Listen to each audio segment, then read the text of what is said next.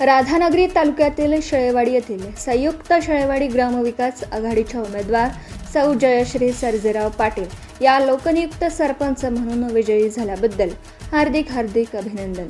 शुभेच्छुक पालकमंत्री तथा राज्याचे आरोग्य व कुटुंब कल्याण मंत्री प्रकाशराव आबिटकर, समर्थक व संयुक्त शेळेवाडी ग्रामविकास आघाडीचे नेते व कार्यकर्ते, न्यू फायटर ग्रुप, अजिंक्य तारा ग्रुप, न्यू गणेश मंडळ, युवा संघर्ष मंडळ, शेळेवाडी, तालुका राधानगरी, जिल्हा कोल्हापूर.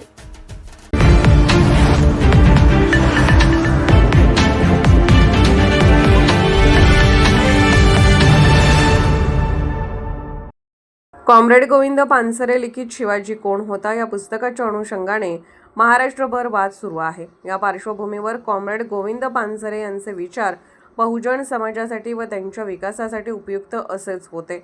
सर्वसामान्य माणसांच्या बाजूने त्यांचा आवाज बुलंद करण्याचे काम कॉम्रेड गोविंद पानसरे आणि त्यांच्या विचारसरणीला मान्य असणाऱ्या अनेकांनी केले आहे.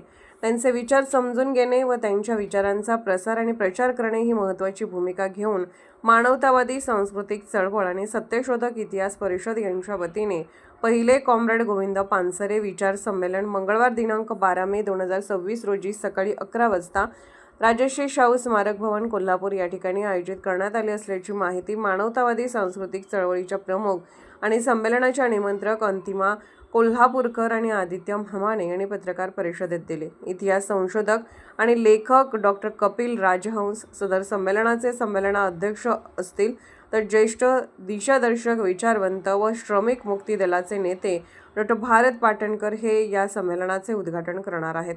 स्वागत अध्यक्ष आंबेडकरवादी नेते उत्तमदादा कांबळे, प्रकाशक व दिग्दर्शक अनिल म्हमाने, कवी संमेलन अध्यक्ष विद्रोही कवी पीके यांच्या प्रमुख उपस्थितीत पार पडत असलेल्या या विचार संमेलनाचे सहनिमंत्रक विश्वासराव तरटे, अभिजित मासुर्लीकर, गंगाधर म्हमाने, अर्हत मिंचेकर, बाल निमंत्रक आदित्य म्हमाने, दुर्वा राजहंस, दीक्षा तरटे, अमिरत्न मिंचेकर, शिवतेज राजहंस हे आहेत. सदर विचार संमेलनास महाराष्ट्रातील विविध भागातून लेखक, साहित्यिक, विचारवंत व कार्यकर्ते मोठ्या संख्येने उपस्थित राहणार आहेत.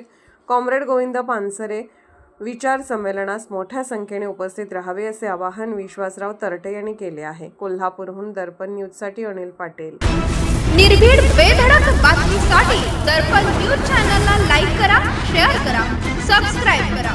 मुख्य संपादक अभिजित रांजणे, दर्पण न्यूज.